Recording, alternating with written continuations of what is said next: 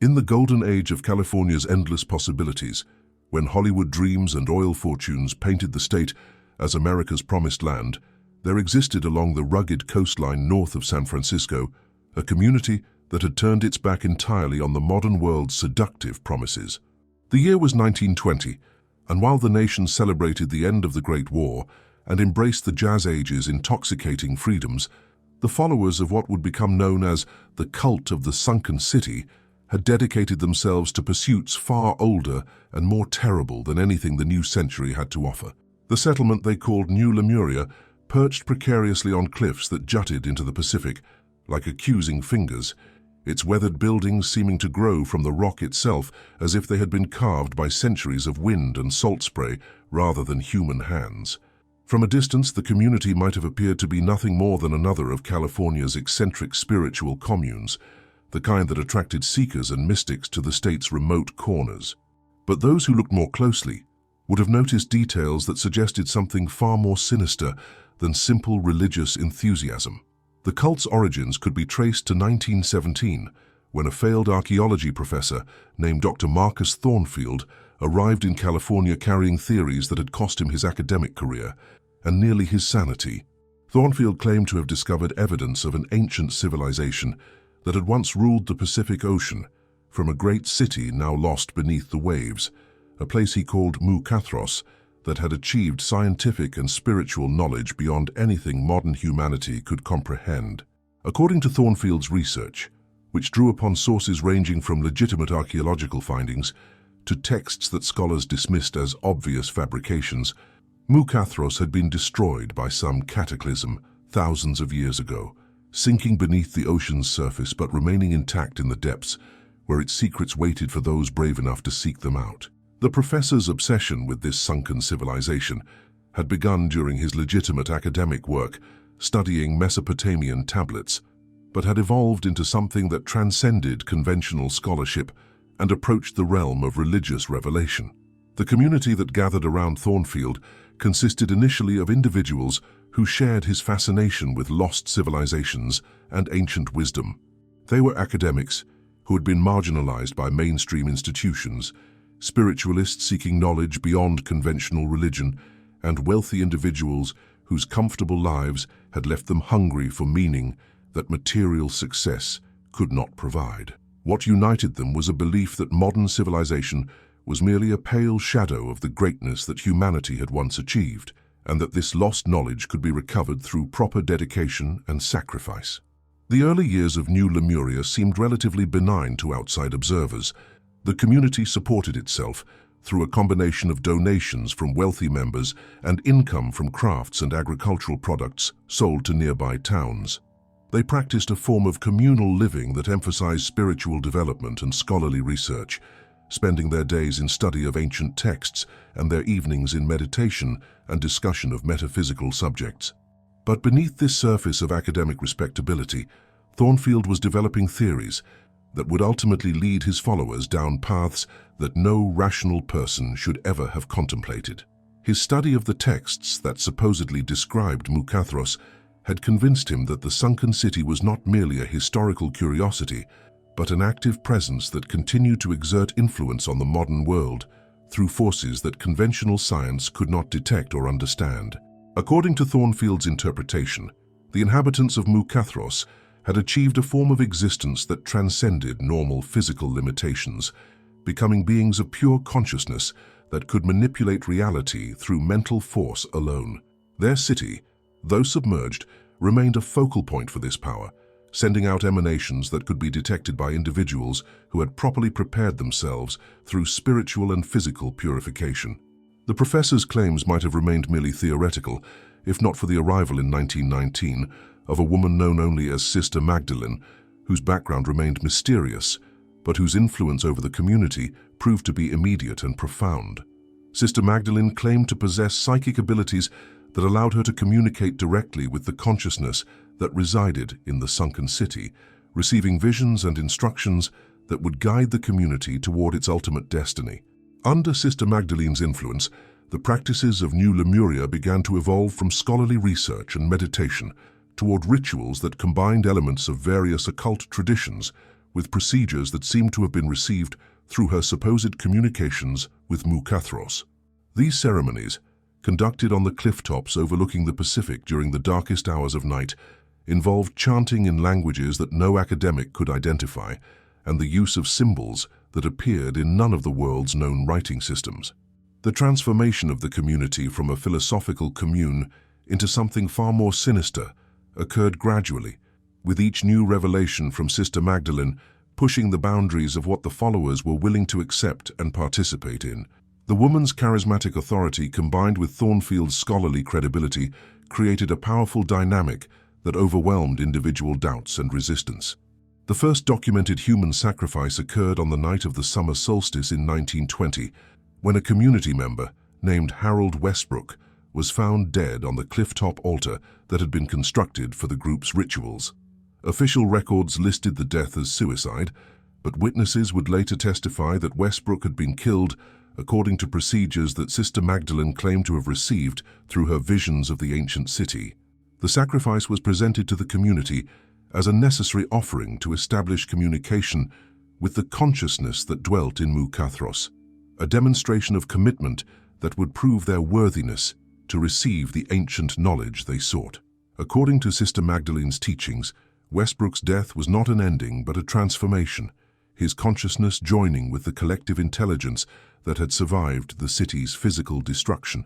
As we delve into these dark territories, where religious fervor becomes indistinguishable from madness, we must confront the terrible lengths to which human beings will go when they believe they are serving a higher purpose. The story we're exploring reminds us that the search for transcendence, when divorced from moral constraint, can lead to horrors that challenge our faith in human nature itself. If you find yourself drawn to these investigations into the darkest corners of spiritual obsession, please share your thoughts in the comments below and join our community by subscribing to the channel. The community's reaction to the first sacrifice revealed the extent to which Sister Magdalene's influence had corrupted their judgment and moral reasoning. Rather than horror or revulsion, the members expressed a mixture of awe and anticipation, viewing Westbrook's death as confirmation that their beliefs were correct and that they were indeed on the verge of achieving contact with forces beyond normal human experience.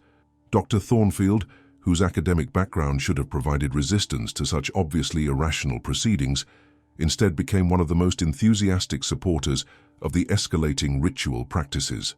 His journals from this period, discovered after the cult's eventual destruction, reveal a man whose scholarly mind had been completely overwhelmed by a combination of genuine belief and psychological manipulation that left him incapable of rational thought.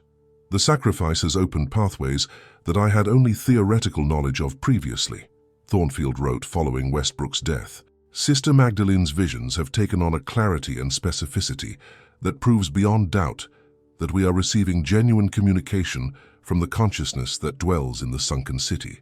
The knowledge being transmitted to us represents revelations that could transform human understanding of reality itself. The professor's writings during this period describe experiences that seem to exist at the boundary between mystical revelation and psychological breakdown. He claimed to receive visions of Mukathros that provided detailed descriptions of the city's architecture, technology, and inhabitants, information that he recorded with meticulous scholarly attention despite its obviously impossible source. According to these visions, Mukathros had been a civilization that achieved mastery over the fundamental forces of reality through a combination of advanced science and spiritual development that allowed its inhabitants to manipulate matter and energy through pure thought. The city's destruction had not been a natural catastrophe, but a deliberate transformation, its physical form sacrificed to preserve its consciousness in a state that could survive any earthly disaster. The inhabitants of this transformed city existed as a collective intelligence that retained all the knowledge and capabilities they had possessed in physical form, but were now free from the limitations that had constrained them while they possessed material bodies. According to Thornfield's account, this collective consciousness was eager to share its knowledge with humans who demonstrated proper devotion and willingness to make the sacrifices necessary to achieve similar transformation. As the months passed and more rituals were performed, the demands made by Sister Magdalene's supposed communications with the sunken city became increasingly extreme. The second sacrifice occurred in August of 1920, when a young woman named Catherine Mills was killed, according to procedures that were claimed to be necessary for establishing deeper contact with the ancient intelligence. But it was the third sacrifice, performed in September, that marked the beginning of the cult's descent into complete madness and ultimate destruction. This time, the victim was a child, 8-year-old Timothy Chen, whose parents had brought him to New Lemuria, seeking spiritual enlightenment, but had instead delivered him into the hands of individuals whose religious fervor had transformed them into something barely recognizable as human. The killing of Timothy Chen was justified by Sister Magdalene through revelations that she claimed showed children possessed a spiritual purity that made their sacrifice particularly valuable for communication with Mukathros. According to her visions, the ancient consciousness required offerings of innocence to counterbalance the spiritual corruption that had accumulated in adult humans through their exposure to modern civilization. The community's acceptance of child sacrifice represented a complete abandonment of any connection to normal human morality. But by this point, the psychological and spiritual manipulation they had undergone had left them incapable of recognizing the horror of their actions. They had become so completely convinced of their special mission and the ultimate value of their work that no atrocity seemed too great a price to pay for the knowledge they believed they were receiving. The rituals themselves evolved from simple ceremonies into elaborate productions that combined elements of human sacrifice with procedures that seemed designed to achieve actual contact with supernatural forces. Sister Magdalene claimed that the increasing complexity of these rituals was necessary to establish the kind of deep communication with Mukathros that would allow them to receive the most precious secrets of the ancient civilization. The descriptions of these ceremonies, preserved in the journals and testimonies of survivors, paint pictures of events that transcended normal religious ritual and approached the realm of systematic torture and psychological manipulation. Victims were subjected to procedures that were claimed to prepare their spirits for translation to the Sunken City, processes that involved physical and mental torment that was presented as necessary purification. But perhaps most disturbing was the apparent success of these rituals in producing experiences that convinced the participants that they were indeed achieving contact with supernatural forces. Multiple witnesses reported phenomena during the ceremonies that seemed to transcend normal physical laws: lights that appeared without source, sounds that seemed to come from beneath the ocean, and shared visions that provided all participants with identical experiences of otherworldly contact. Dr. James Morrison, a physician who was called to treat cult members suffering from what appeared to be psychological breakdown, documented symptoms and behaviors that suggested exposure to influences that conventional medicine could not identify or explain. His notes described patients who displayed knowledge they could not have acquired through normal means, spoke in languages that no linguist could identify, and demonstrated physical capabilities that seemed to exceed normal human limitations. The individuals I examined showed signs of psychological alteration that I can only describe as fundamental changes to their consciousness and perception, Dr. Morrison wrote in his report to state authorities.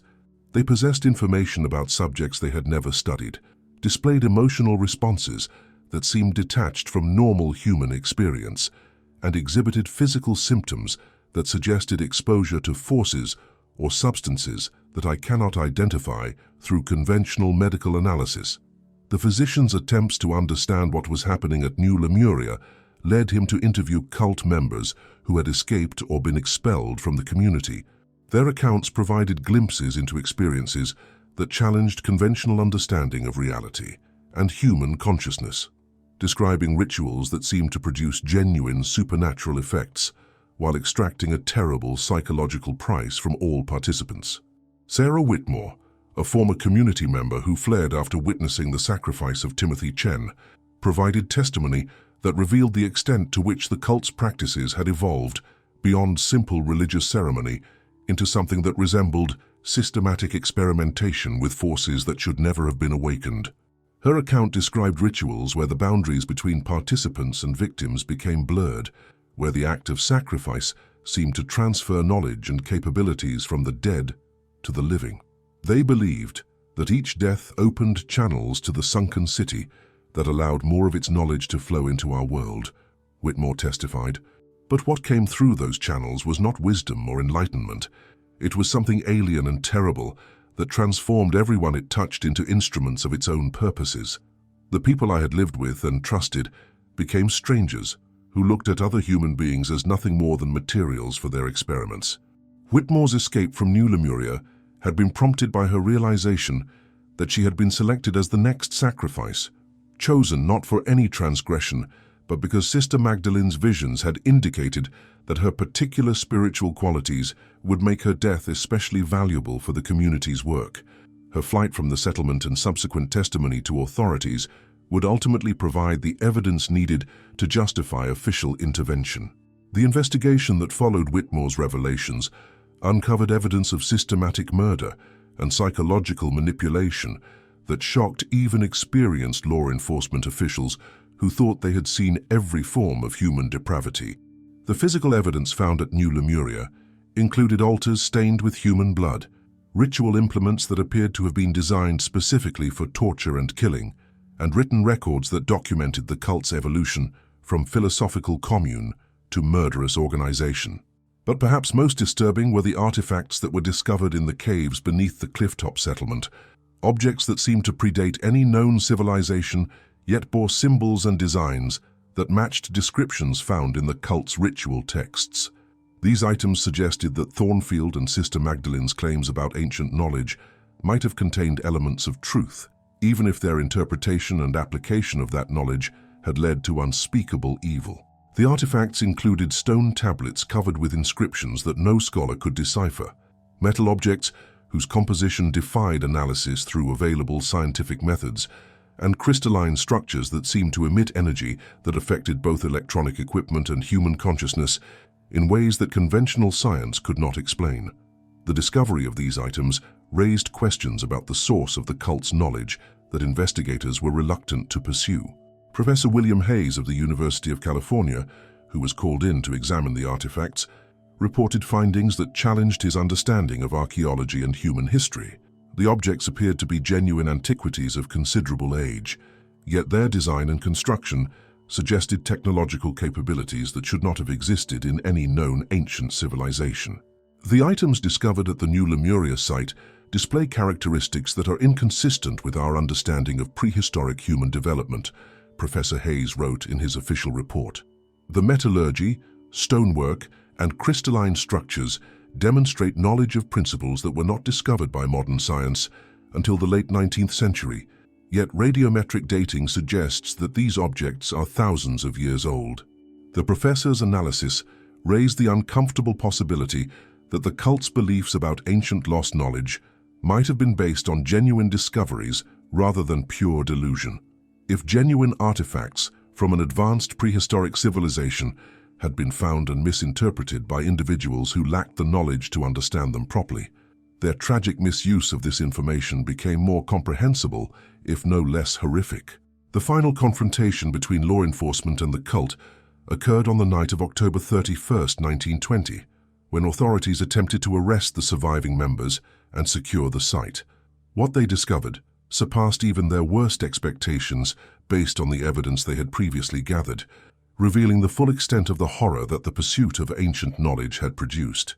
The community that had once housed nearly 50 individuals was found to contain only a dozen survivors, all of whom showed signs of severe psychological and physical trauma that suggested prolonged exposure to experiences that had fundamentally altered their mental and spiritual condition.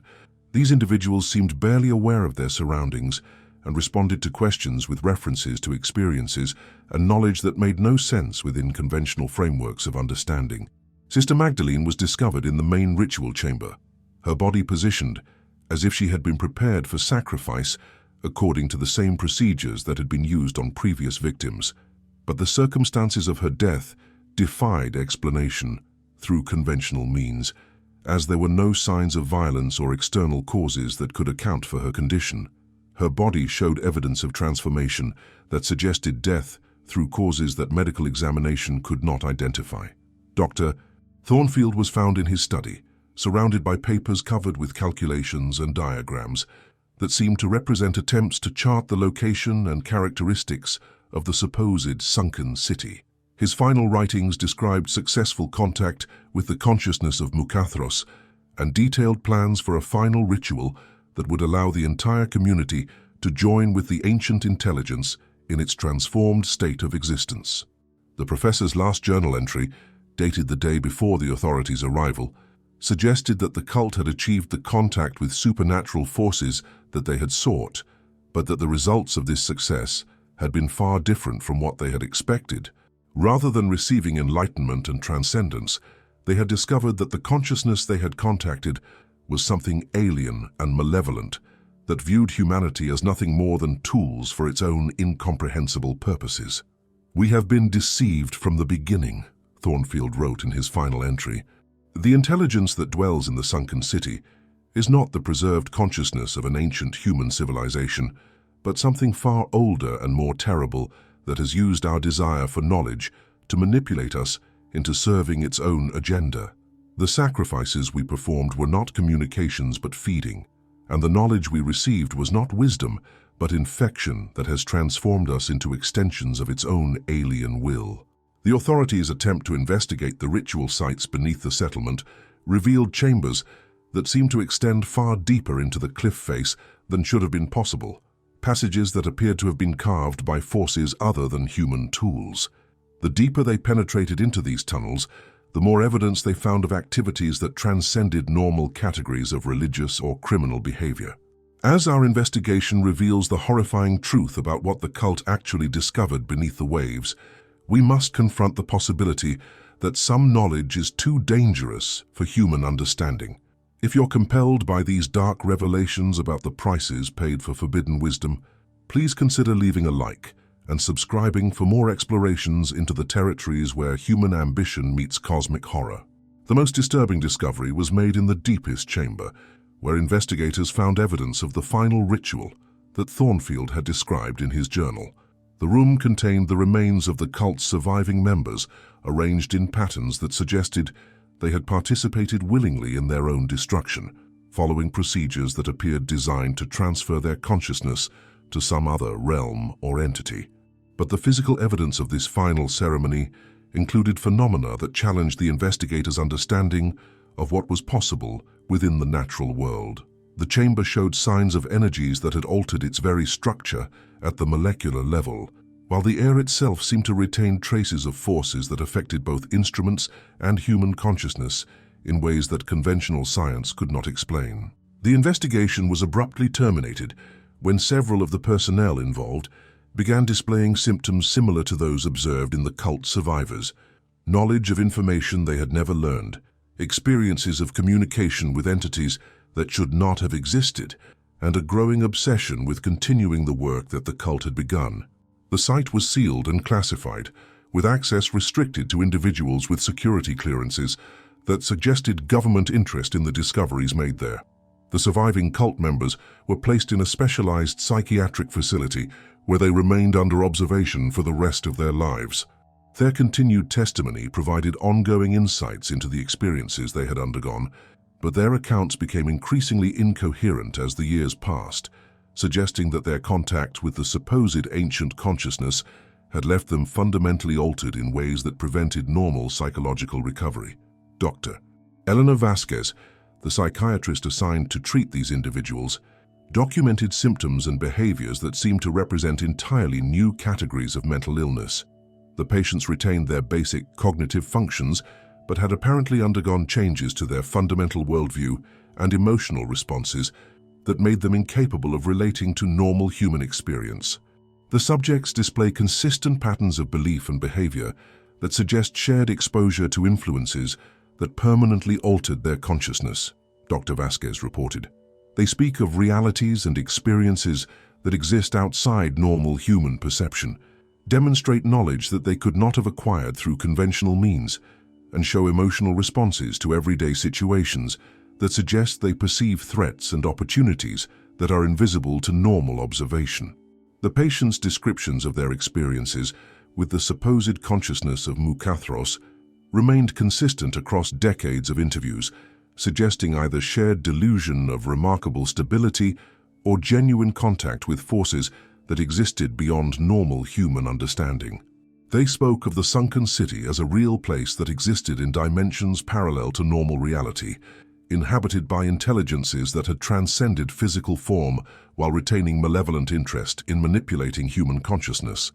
According to their accounts, the rituals performed by the cult had indeed achieved contact with these entities, but the communication established had been fundamentally different from what Thornfield and Sister Magdalene had believed they were accomplishing.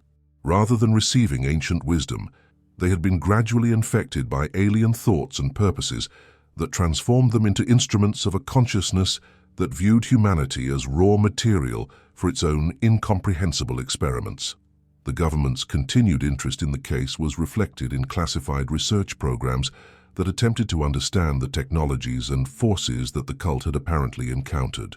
Military documents referenced experiments designed to replicate the phenomena observed at New Lemuria, while scientific agencies conducted studies of the artifacts recovered from the site that suggested applications for advanced weapons and communication systems. But these research efforts were reportedly terminated after personnel involved began displaying the same symptoms of psychological alteration that had affected the original cult members. The knowledge contained in the artifacts and the forces they seemed to channel appeared to carry inherent dangers that made them unsuitable for human use, regardless of their potential applications. The site of New Lemuria remained restricted for several decades, with periodic monitoring, revealing ongoing unusual phenomena that suggested the cult's activities had created lasting changes to the location itself.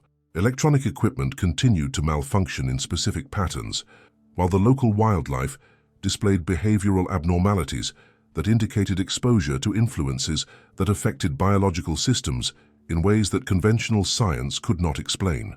Researchers who studied the long-term effects of the cult's activities noted correlations between their practices and reported phenomena at other locations around the world where similar groups had attempted to contact ancient or alien intelligences.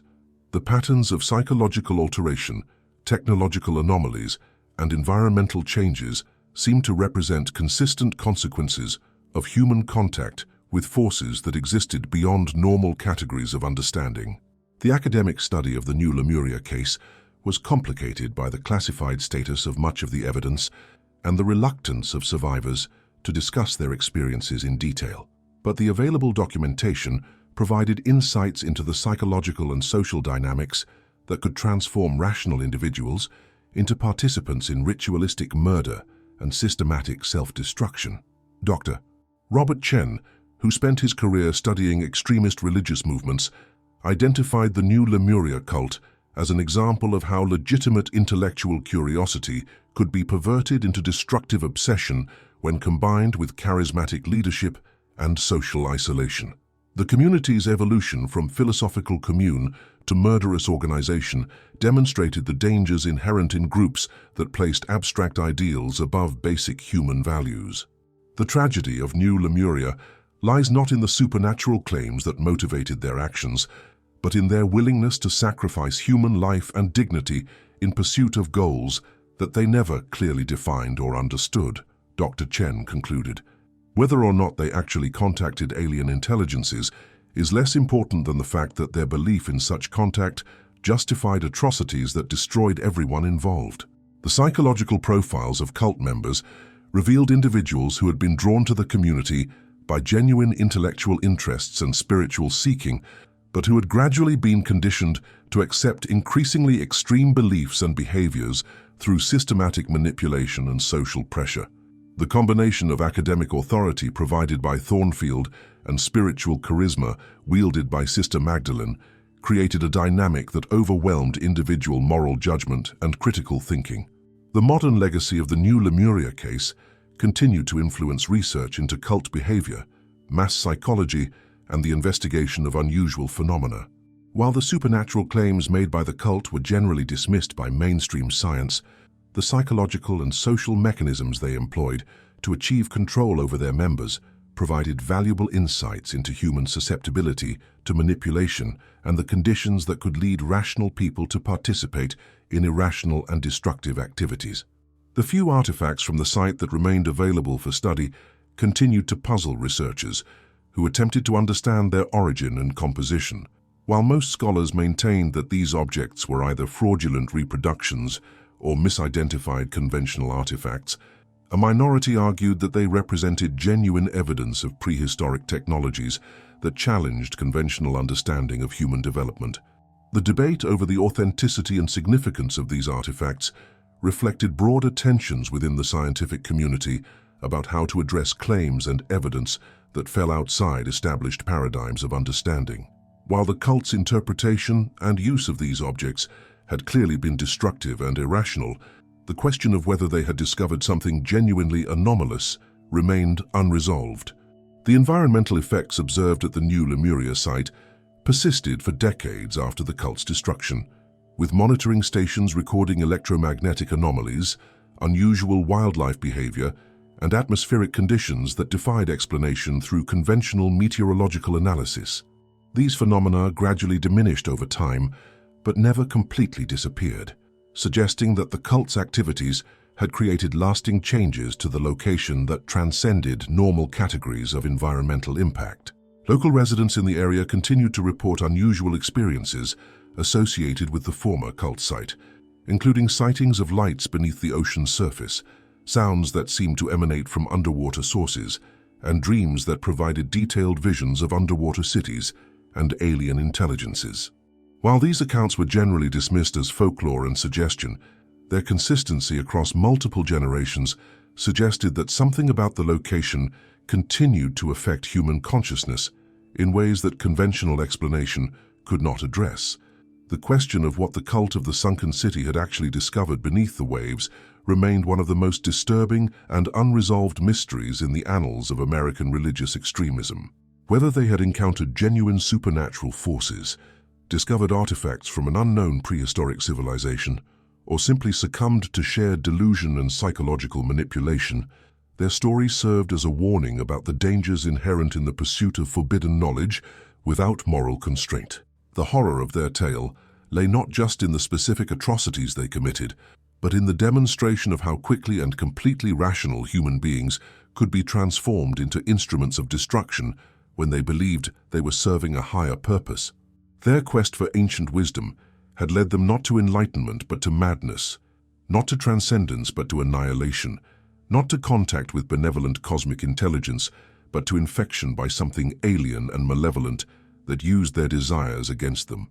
As we conclude this investigation into one of the most disturbing cases of religious extremism in American history, we are reminded that the search for ultimate truth and cosmic significance can become a path to horror when it abandons the fundamental values that define our humanity.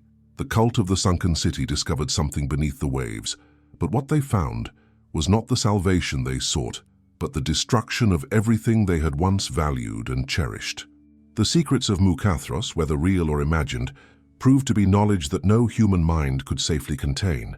The price of their forbidden wisdom was paid not just by the cult members themselves, but by everyone whose lives they destroyed in their quest for cosmic enlightenment. Their legacy serves as an eternal warning that some doors should never be opened, some knowledge should never be sought, and some depths should never be explored.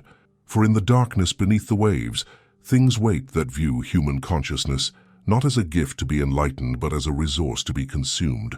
The horrible story of the cult of the Sunken City reminds us that the greatest dangers to humanity often come not from external threats, but from our own willingness to sacrifice our essential nature in pursuit of transcendent goals.